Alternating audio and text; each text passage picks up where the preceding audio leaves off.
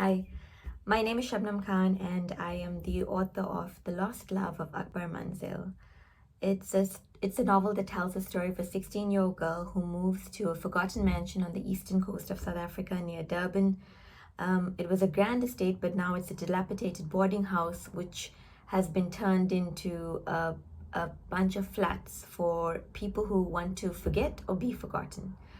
Except for Sana, when she moves to this house, she's very curious about the eclectic tenants that live in this house, and she's even more curious about the history of the house, which no one seems to want to talk about. She wants to know what was kept in the cages in the garden, why are there bones buried in the garden, and what is behind the locked door in the east wing. Behind this door is a grieving jinn who has been haunting the house for nearly a century, and it recognizes in Sana a kindred spirit. It leads her to a set of diaries in the locked room, and Sana begins to uncover the story of Meena, who was the second wife of Akbar Ali Khan, who built the house in the 1920s. The story then splits into dual timelines, which tells you the story of Sana uncovering the story, but also what happened and the tragedy that struck the family from the 1930s and 1920s.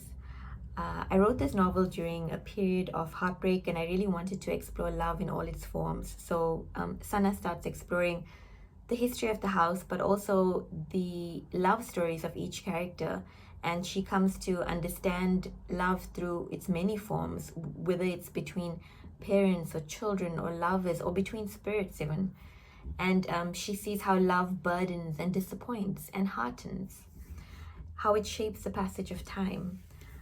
It also gave me someone fascinated by ghost stories, the opportunity to tell a story in which I saw people like me in the story. So I read a lot of ghost stories and gothic stories, but I hadn't seen any Indian or Muslim people. So it gave me that opportunity to put these interesting stories and interesting culture in a gothic story, which I liked. And it gave me the opportunity to write about Durban, which is a lush and often overlooked city.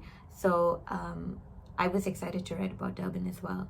And this is a novel about love and secrets, and it spans decades. It's about how people can be haunted as much as places, if not more. But at its heart, it's about the fate of those loved things forgotten. So I hope as you uncover the history and the mystery of Akbar Manzil, you begin to understand a little bit about love, and I hope you enjoy the story very much.